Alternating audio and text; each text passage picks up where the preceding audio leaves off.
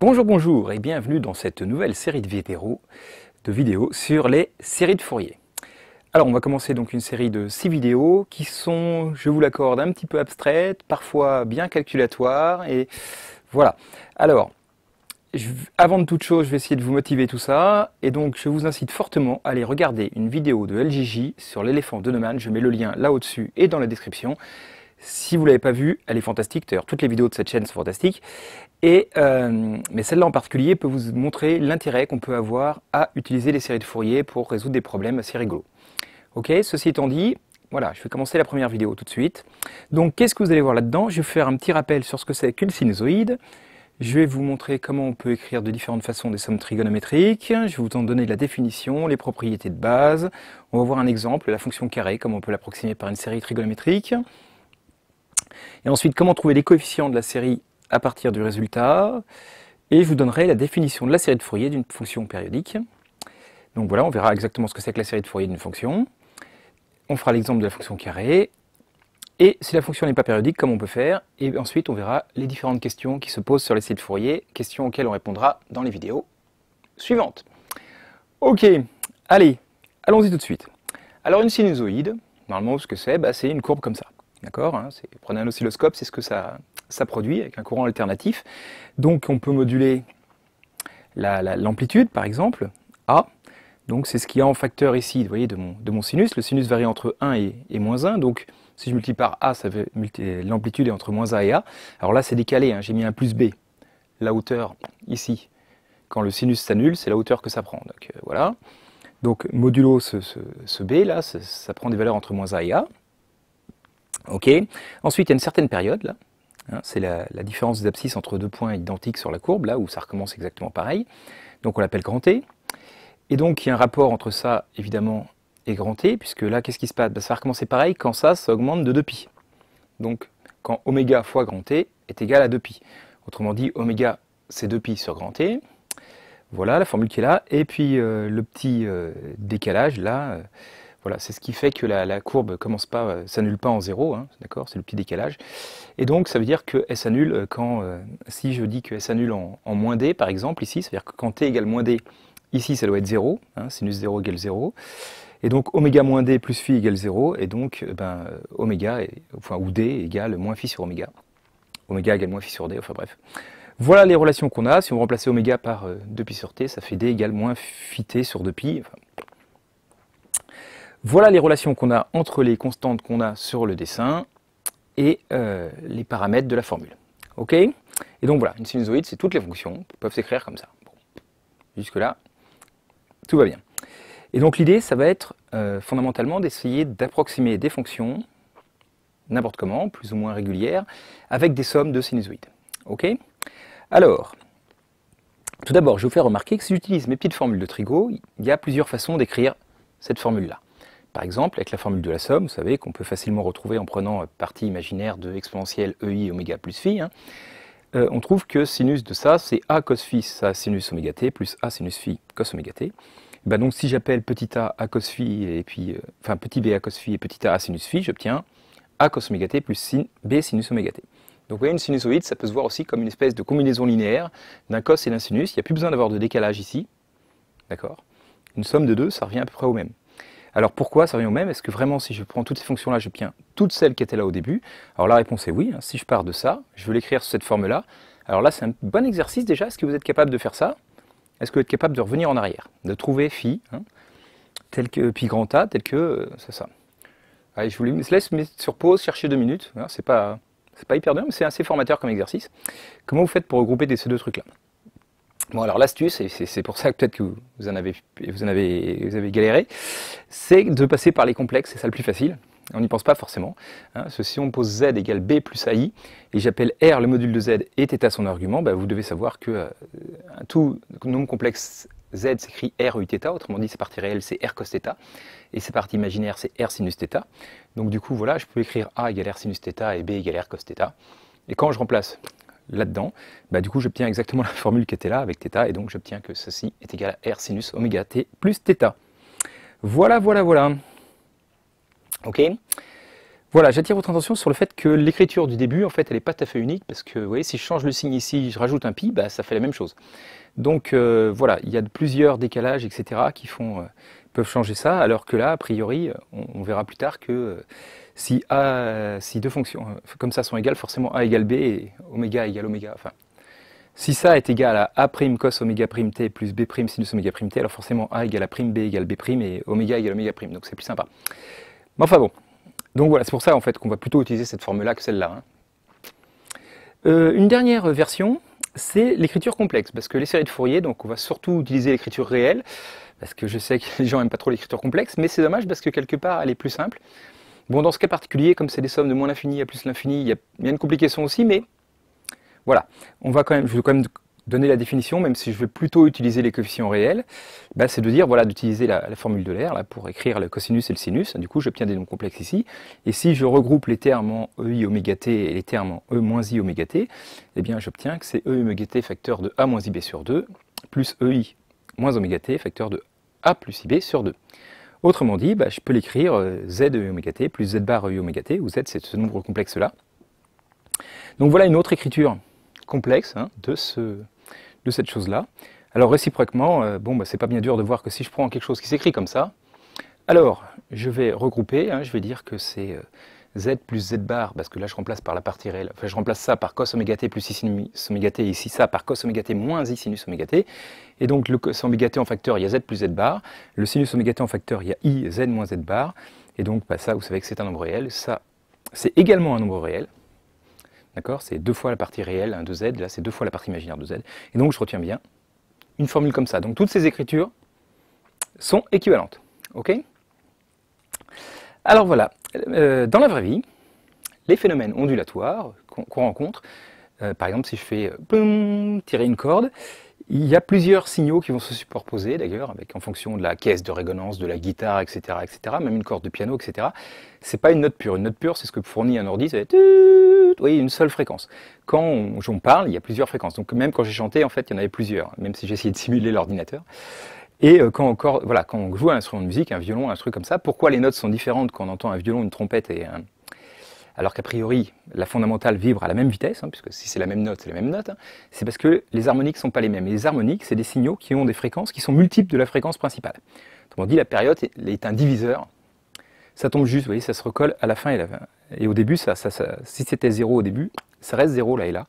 Donc c'est 2 fois la fréquence, 3 fois la fréquence, 4 fois la fréquence. Toutes les harmoniques n'apparaissent pas forcément, justement.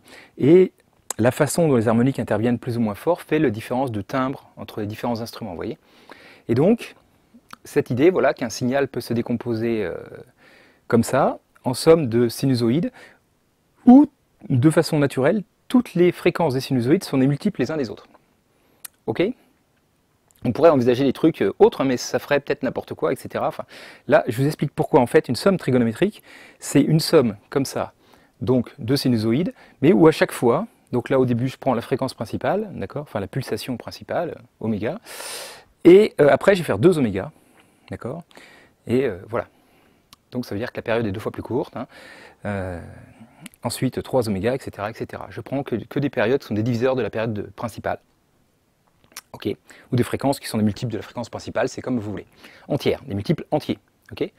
Même si la fréquence est un nombre très bizarre, on prend que des multiples entiers de ça. Et on fait des sommes de signaux comme ça, et voilà. Une série trigonométrique, donc c'est une somme comme ça. Il y a des coefficients devant le cos, des coefficients devant le sinus, qui dépendent de chaque indice n. Mais voilà, ou les multiples, hein, on prend un oméga une fois pour toutes et c'est juste oméga t, 2 oméga t, 3 oméga t, 4 et jusqu'à n. Il y a peut-être des coefficients qui valent 0 là-dedans, hein, toutes les fréquences n'apparaissent pas forcément, elles apparaissent plus ou moins, et voilà. Ok. Et donc voilà, donc notre truc, ça va être étudier les séries comme ça, comment faire pour une fonction quelconque, voir est-ce qu'on peut associer une série comme ça qui converge vers elle ou pas, enfin c'est ça le but des séries de Fourier en fait, c'est d'essayer de représenter la plupart des fonctions, tout ce qu'on peut, on verra les hypothèses qu'il faut pour qu'on y arrive ou pas, par des séries trigonométriques. Ok? Donc, cette série trigonométrique, vu ce qu'on vient de voir juste avant, en fait, il y a 3 façons de la représenter. On peut la représenter donc comme ça, on pourrait la représenter de façon, donc c'est ce qu'on appelle la série de Fourier réelle, enfin, on n'a pas encore vu le mot série de Fourier, mais série trigonométrique réelle, série harmonique, si on la représente comme ça, et en fait on ne le fera jamais, donc moi on ne l'utilisera pas, mais on comprend qu'on pourrait, quoi. Alors là je mets cos, mais ça aurait pu être sinus en fait, hein, c'est la même chose. Ou complexe. Voilà, alors celle-là, elle est plus utilisée, d'accord? Et ça veut dire que c'est la somme des Cn, EIn, oméga t. Alors là où c'est vraiment pas mal, c'est que c'est presque une suite géométrique, cette partie-là. Vous voyez, donc des fois, ça simplifie pas mal les calculs et on les utilisera, en fait, hein, cette astuce. Parfois, on passera au complexe, on verra que c'est plus simple, quoi. Et évidemment, avec la contrainte, par contre, que C de moins 5, c'est le conjugué de C de 5. Hein. D'accord? Ma barre est un petit peu décalée, je ne l'ai pas vu avant, c'est pas grave. Mais à chaque fois, les opposés sont le conjugué l'un de l'autre. Et alors ça, qu'est-ce que ça veut dire? C'est pas clair. Une somme de moins l'infini à plus l'infini, en fait, c'est la limite de la somme de moins n à grand n. Hein, alors, il faut se méfier, parce qu'il n'y a pas de raison que ce soit ça. Pour les intégrales de moins l'infini à plus l'infini, c'est pas du tout ça. Hein. C'est pas la limite de l'intégrale de moins x à x, par exemple. Hein. Donc, il faut se méfier. Mais pour les séries, cette notation-là veut dire que l'intégrale entre moins n et n, le même, converge. Donc, ça pourrait éventuellement se simplifier. Vous voyez, les coefficients. Ok. Bon, bref. Donc là, dans ce cadre-là, ça veut dire que la limite entre moins n et n de cette série-là converge vers quelque chose. Ok, puisque en fait c'est la somme de moins n à grand n de ça qui est égale à la somme de 0 à grand n de ce truc-là. Hein. Donc c'est la même, c'est un peu logique, mais voilà. Ok, très bien. Alors, quelles sont les propriétés qu'on peut avoir d'une fonction qui s'écrirait comme ça? D'accord, imaginez que j'ai une fonction comme ça.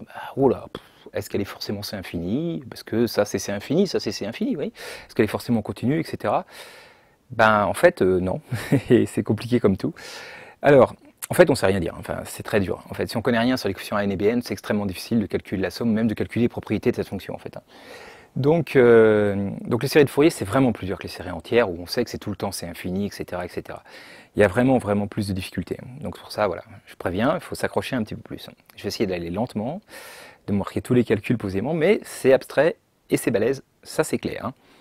Donc voilà. Alors qu'est-ce que je peux dire de ça? Donc à peu près pas grand-chose. Alors si j'ai pas d'hypothèse sur n et bn, rien à peu près, donc je vais commencer à mettre des hypothèses. Sauf que si ça converge partout, c'est t périodique. Ça je suis sûr, hein, parce que voilà, quand j'augmente petit t de grand t, oméga grand t ça fait 2pi, donc n oméga grand t ça fait n fois 2pi, donc ça ne change rien quand j'augmente, d'accord, de 2pi, cette fonction-là ne change pas, donc déjà, si elle converge, elle est forcément de pi périodique, donc c'est pas la peine. Si votre fonction de départ n'est pas périodique, on ne va pas pouvoir la représenter comme ça. D'accord? Alors, ensuite, si je suppose qu'elle est absolument convergente. Alors, absolument convergente, c'est-à-dire je majeure ça comme un barbare. Hein, valeur absolue de ça, c'est plus petit que valeur absolue de n fois valeur absolue de cos n oméga t plus valeur absolue de bn module sinus oméga t, ou valeur absolue. Ces valeurs absolues des cos et de sinus sont toutes plus petites que 1. D'accord? Donc si ça converge, alors la série elle converge normalement, hein, d'accord, puisqu'il n'y a plus de t. Ça c'est toujours plus petit que ça, donc si ça converge, la série converge normalement, donc uniformément, etc. etc. Donc ok. Et donc là, elle est continue, elle est, vous voyez, donc voilà, parce que ça c'est continu, donc je peux dire que forcément elle est continue. Ok? Et un autre cas où c'est avec le théorème d'Abel sur les séries, bon, on ne l'utilisera pas tellement, mais il faut savoir. Dans le cas générique, là je dis si grand t n'est pas un rationnel, parce que vous voyez, si je prends oméga égale 0, par exemple, ça ferait la somme des AN. Et donc même si AN est décroissant étant vers 0, la somme des n ne converge pas forcément, la somme des 1 sur n diverge. D'accord? Il faut que le cosinus n oméga t fasse osciller. Donc si je rajoute que la période n'est pas n'importe comment, c'est pas un multiple de 2pi, etc. Enfin oui, c'est pas plutôt un diviseur de 2pi, cette série-là, on peut démontrer que cette série-là converge, ok, simplement. Bon. Mais bon, je ne vais pas l'utiliser beaucoup, mais voilà, en gros, c'est les deux cas où on sait que des séries comme ça convergent. Hein. Sinon, on ne sait à peu près pas le dire. Ok? Donc en fait, on ne va pas étudier les séries trigonométriques comme ça. On va tout le temps partir d'une fonction et voir si on peut trouver une série trigonométrique qui lui ressemble, d'accord, qu'on appellera la série de Fourier de f, et on regardera si elle converge ou pas. On ne part pas de séries trigonométriques au hasard avec des coefficients qu'on ne sait pas d'où ils sortent, etc. Sauf s'il vérifie à la rigueur cette hypothèse-là. Genre si c'est 1 sur n2, 1 sur n3, alors là, voilà, on peut dire des choses peut-être sur la fonction, mais en général, on ne fait pas ça. Quoi. Ok? Alors prenons un exemple d'abord. Voilà. Donc je prends une fonction qui est assez sympathique, hein, qui prend voilà, des valeurs constantes. Ici, donc ok. Donc voilà, sur des intervalles, donc là je l'ai pris, elle est 2pi périodique, hein, et si je fais hop, un intervalle de longueur de pi, après elle recommence, ok. C'est sympa. Donc pareil, hein, il y a des cours, on fait que pour les fonctions 2pi périodiques, parce que c'est plus facile à noter. En disant, ouais, faites un petit changement de variable, quand elle est t périodique, faites un petit changement de variable. Bon, moi j'ai pris le parti de tout faire en t périodique, du coup ça alourdit la notation, j'ai oméga égale 2pi sur t tout le temps, et si oméga sera égal à 1, ce serait quand même vachement plus cool. Mais bon, au moins comme ça je sais que vous savez faire si jamais la période n'est pas de pi, parce que ça arrive quand même couramment dans les exos. Ok, bon là la période est de pi, donc voilà. Je vais regarder, je ne vous dis pas comment j'ai trouvé, parce que voilà, une série trigonométrique qui se rapproche de cette fonction. Je vais essayer de trouver, oui, a priori. Donc bah, si je prends celle-là, voilà, ça ressemble un petit peu. Si je rajoute un terme pour rigoler, ça ressemble un petit peu plus. Voilà, c'est ce genre de choses qu'on va essayer de faire. Hein. Je ne vous dis pas comment j'ai fait, bon, pour le moment. On peut comprendre pourquoi il n'y avait que des cosinus, parce qu'on voit que la fonction de départ était paire. Et donc les cosinus sont une fonction paire, les fonctions sinus sont impaires, donc a priori on doit pouvoir se passer des fonctions sinus, on expliquera ça juste après, donc, enfin à la fin de la vidéo. Voilà, et donc voilà, je vous ai rajouté des termes, etc. On voit qu'on arrive, vous voyez, à trouver une fonction, là j'ai jusqu'à 10, hein, d'accord, qui ressemble beaucoup même à cette fonction qui n'était pas du tout continue, et puis elle a réussi à s'approximer par des fonctions qui sont trigonométriques, ok. Donc voilà, c'est un exemple. Hein.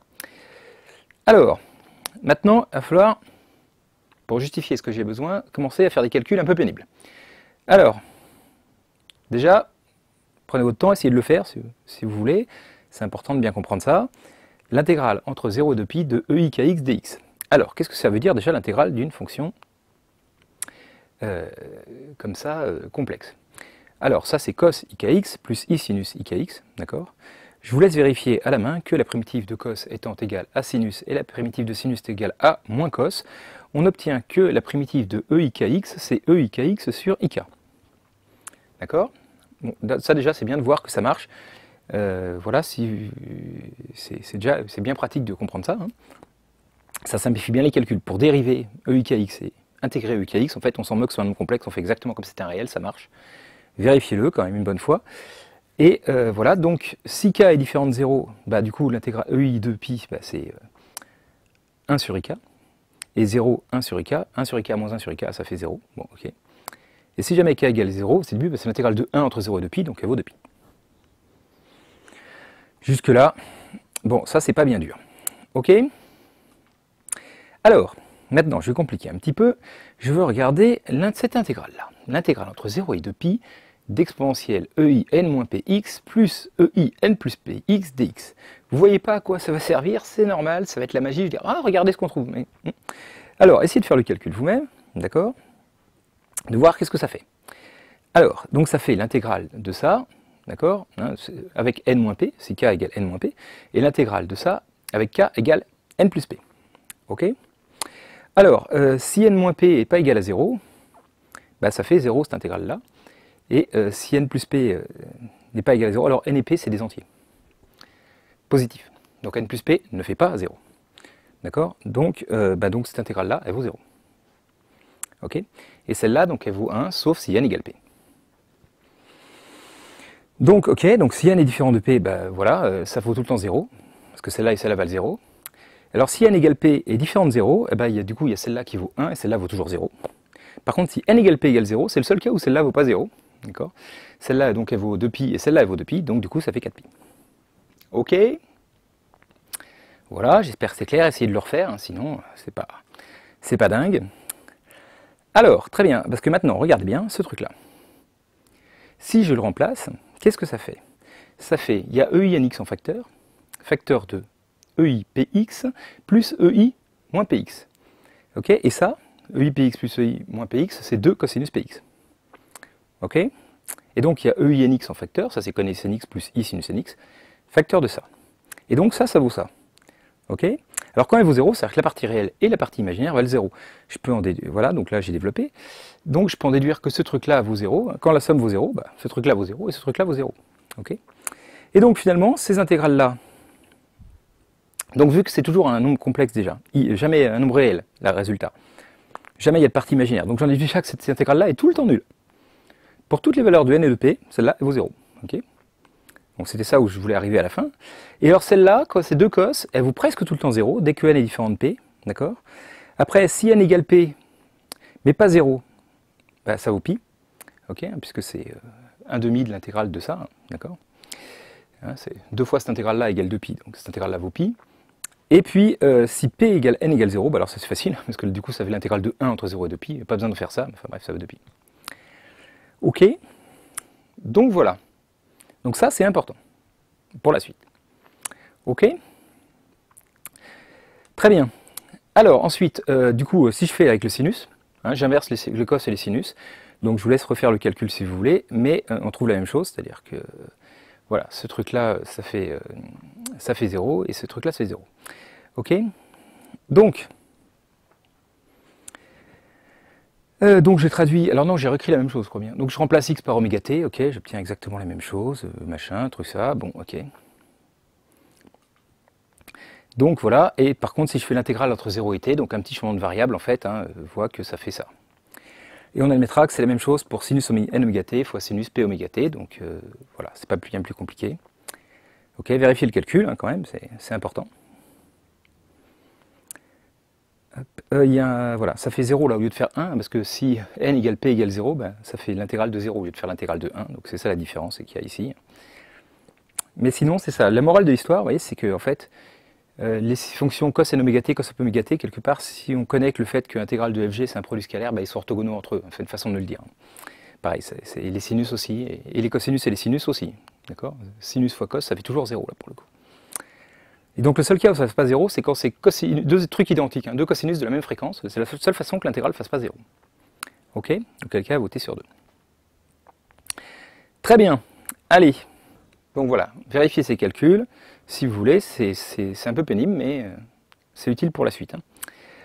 Ok, bon alors maintenant, je voudrais savoir, est-ce que j'ai moyen de calculer les coefficients d'une somme comme ça, j'imagine la série comme ça, jusqu'à l'infini, elle converge. Est-ce que je peux calculer les coefficients? Alors, je vais faire une hypothèse super forte, je vais supposer que cette série-là, en fait, elle converge uniformément.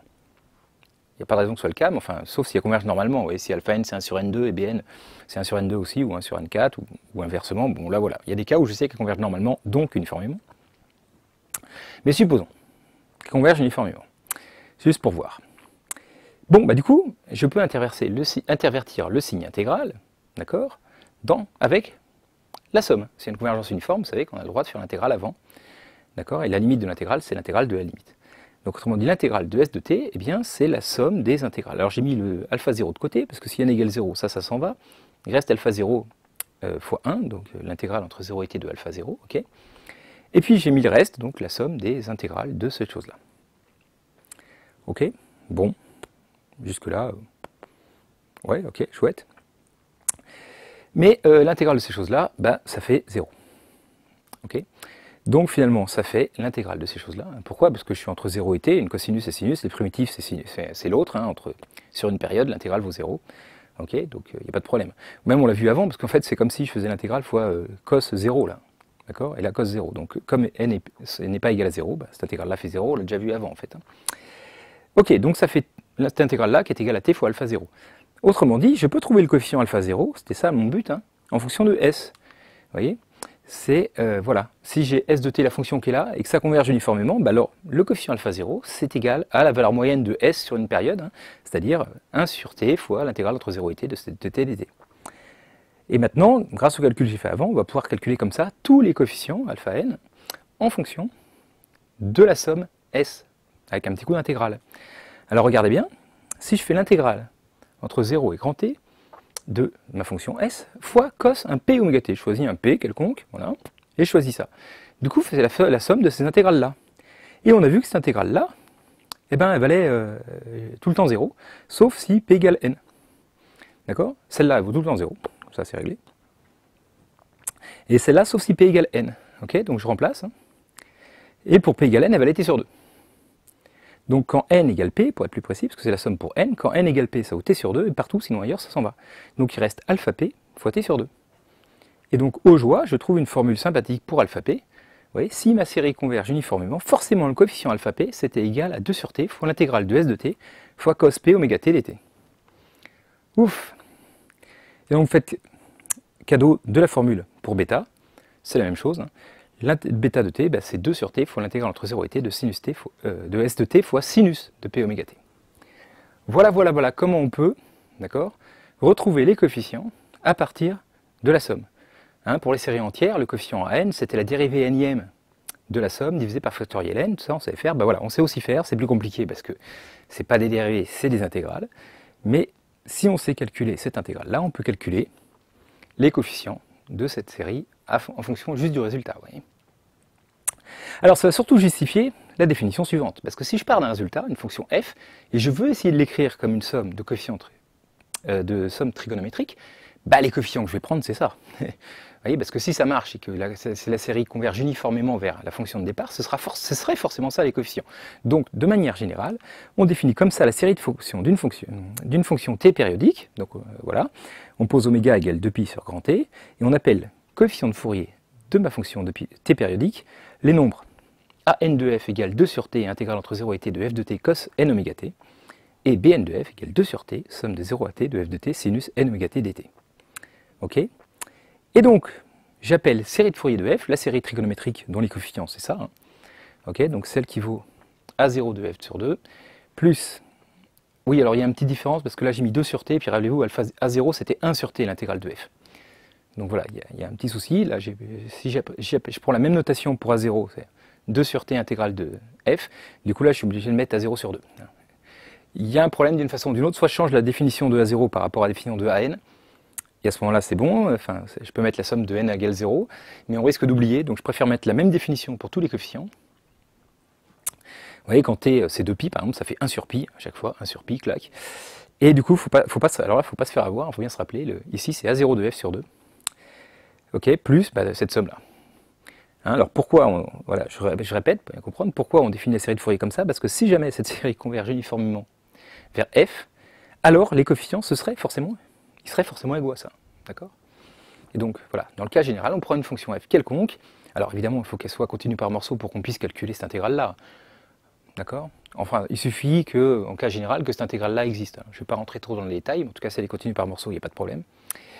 Et ben voilà, si je peux calculer ces deux intégrales, je définis, enfin, je dis deux, il y en a plein, pour chaque n, il y en a deux, la série de Fourier de f par ce truc-là. Ok? Donc voilà, définition super importante que je rappellerai au début de chaque vidéo qui suit, bien évidemment. Série réelle. Ok. Donc voilà, alors première remarque, déjà, vu que c'est t périodique, la fonction f, et que cos oméga t est t périodique, en fait, par un petit champ de variable, on peut se ramener à prendre l'intégrale entre alpha et t plus alpha, tant que la longueur de l'intervalle d'intégration est grand t, ça passe. D'accord? Donc, cas particulier, on peut choisir entre moins t sur 2 et t sur 2, par exemple. Vous voyez? Alors ça peut être sympa. Pourquoi? Parce que, par exemple, si f est pair, eh bien, je vois que si f est pair, cette fonction-là est impaire. Et donc l'intégrale entre moins t sur 2 et t sur 2 d'une fonction impaire faisant 0, je vois que tous les bn de f sont égaux à 0. Vous voyez, si f est pair, c'est série de Fourier, et que les termes en cosinus, c'est ce que j'avais dit tout à l'heure, et ça sentait bien, tous les termes en sinus s'annulent. Et réciproquement, si f est impair, du coup, c'est cette fonction-là, f de t cos n oméga t, qui est impair, puisque cos n oméga t est pair, et donc cette intégrale-là qui vaut 0, et donc les coefficients à n sont égaux à 0. Ok? Donc, bon, jusque-là, c'est pas très choquant. Alors ensuite, voilà, si on pose donc les coefficients, rappelez-vous ce que j'en avais dit tout à l'heure, la formule trigonométrique, d'accord, il fallait poser avec les coefficients, c'était an de f moins ibn de f sur 2, et du coup, ça, moins i fois ça sur 2, en fait, c'est exponentielle moins i n oméga t, d'accord? Et donc, voilà, donc du coup, la série de Fourier, si on veut l'écrire comme ça, en formule complexe, on peut aussi. C'est la somme pour n allant de moins l'infini à plus l'infini, donc qui est la limite entre moins grand n et grand n de c de n de f e i n oméga x, et donc les coefficients de Fourier complexes, c'est 1 sur t, somme des 0 à t de f de t exponentielle moins i n oméga t dt. Voilà pour l'écriture complexe, qu'on utilisera rarement, mais qu'il est important de connaître pour certains aspects.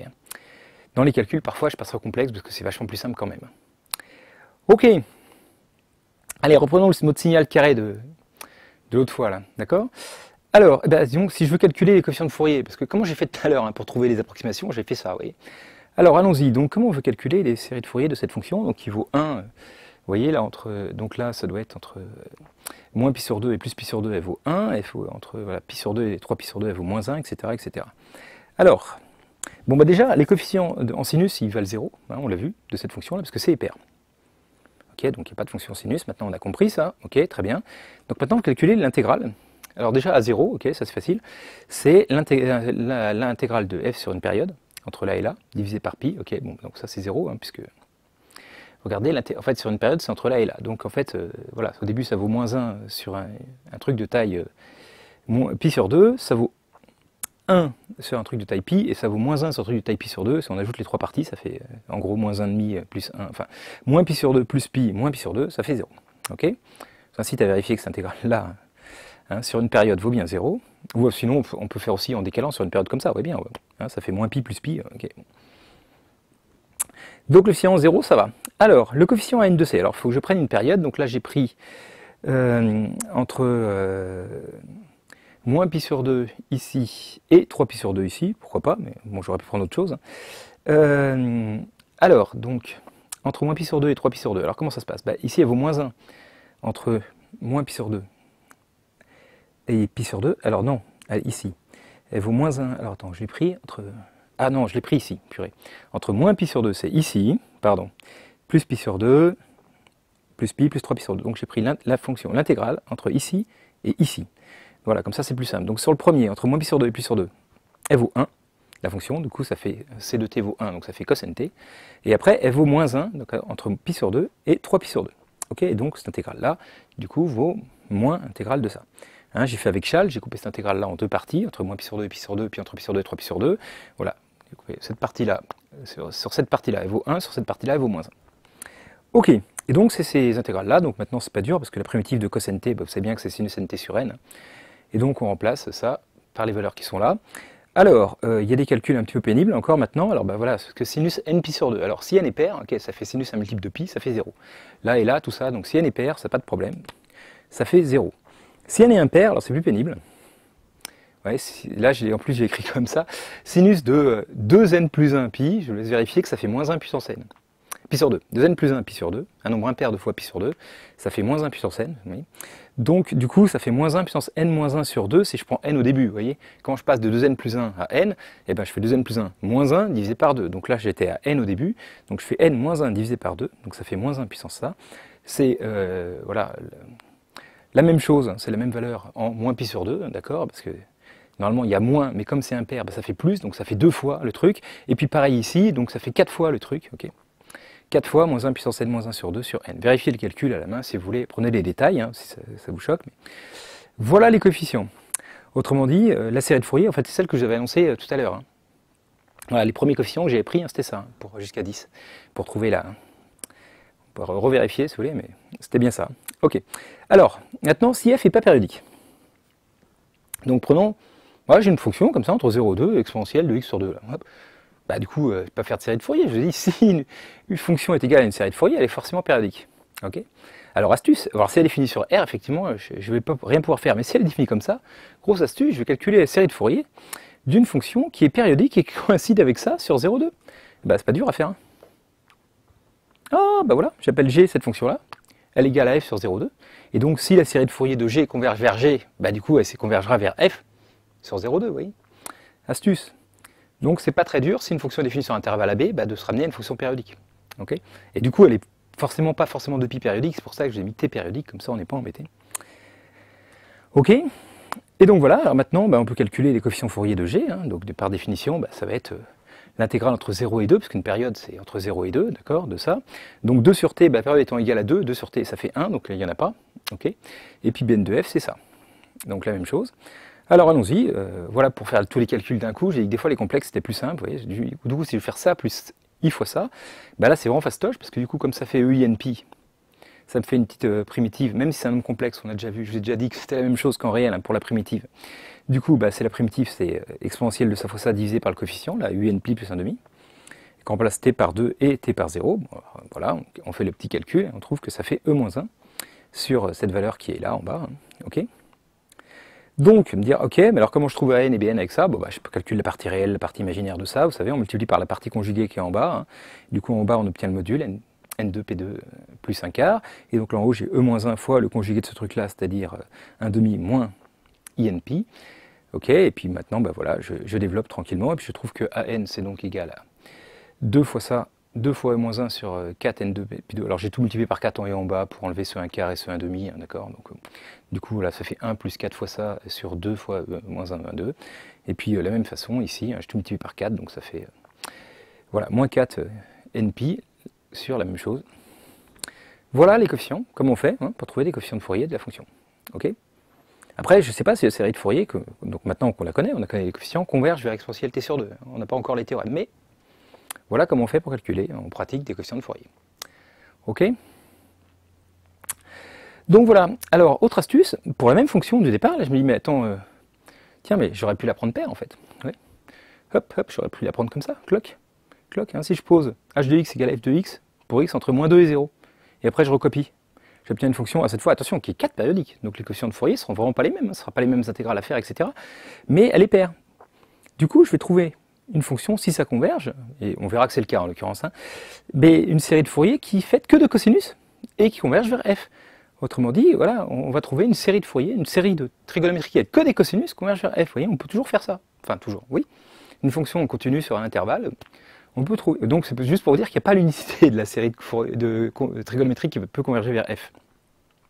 Si f est périodique et défini sur R, il y a une seule série de Fourier en coefficient, mais si on a défini f sur un petit bout, on peut trouver plein de séries de Fourier différentes, d'accord? Parce que je peux aussi la faire impaire, hein, vous voyez, j'aurais pu prendre...